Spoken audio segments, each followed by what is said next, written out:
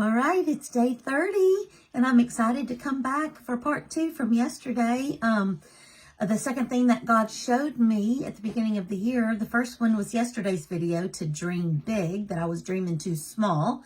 And then today's principle is going to be the second thing he told me, which was get a plan.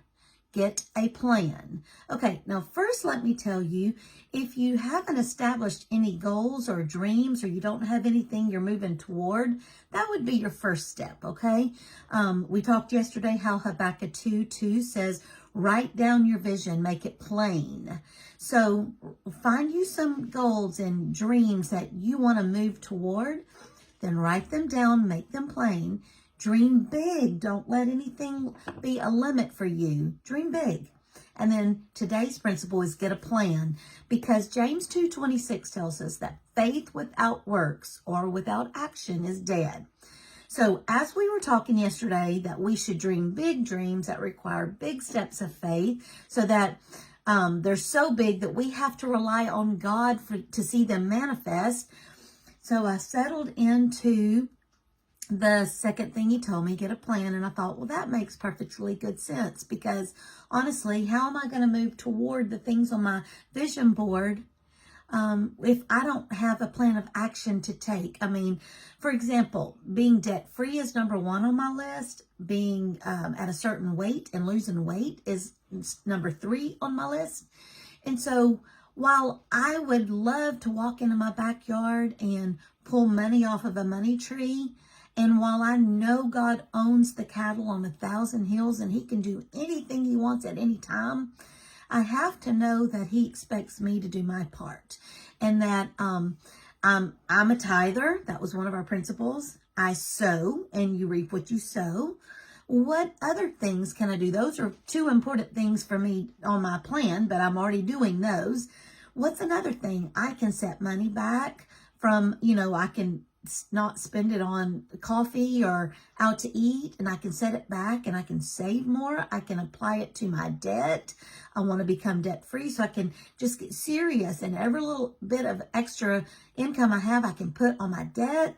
I can sell more Brent stuff on Facebook Marketplace and get money and pay my debts, and and you know what I'm saying, though. And then to lose weight, well, I got to make sure I'm exercising, I'm moving my body. 10,000 steps a day would be a great goal to hit. Half of my body weight in water a day would be a great goal. Lay off the sugar, lay off the sodas, eat clean. There's a plan in place that I need to be aware of every day. So I do my part, and then God comes and he puts his super on top of my natural, and woo, we'll see those big dreams come to reality. Okay, so for every one of you that already has a clear picture of your goals and dreams, you have sat with God, you've prayed, you've talked with him, you've dreamed with him, you've written out your goals. And if you haven't, you need to do this. Review them regularly. Get yourself a vision board. Keep it in front of your eyes. Don't be surprised if God then just kind of elbows you, like he said to me, and says, okay, it's time to step out, get a plan, and put action behind your faith, behind you wanting to see those big dreams come to pass. Let's do this. So one of my favorite women in the Bible, maybe a very unlikely woman to some, is Rahab. And she did just what we're talking about. Rahab was a prostitute in the city of Jericho. She was a Canaanite woman living in Jericho, and she had heard all the stories that the God of Israel, all the things, all of the feats and victories that he had done in the past. And she believed in him. Now that wasn't what her city and her culture dictated, but she knew in her heart that the God of Israel, if he said he was coming to wipe out Jericho, she knew he was going to do it, and she wanted to be on his side.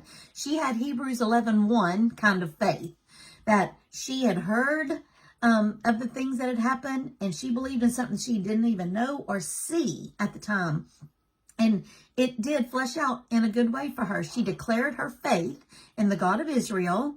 She believed wholeheartedly that he would do to Jericho exactly what he said he would do.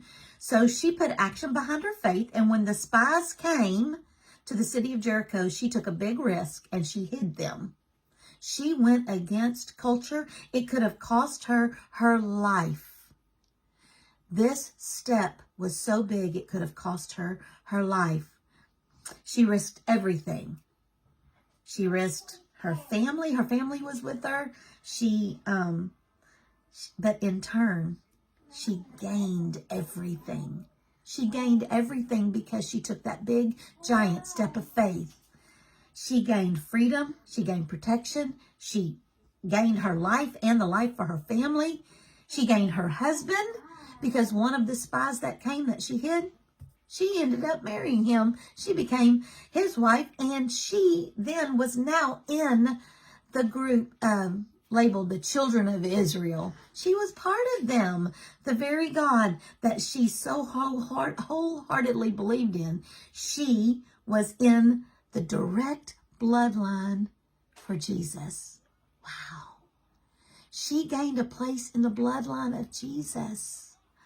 I think that's amazing. So I'm here to tell you to get you some big dreams, exercise some big faith, get a plan, go for it. Go for it. You can do this. Take a bold step of faith, put action behind your dreams. See what God will do.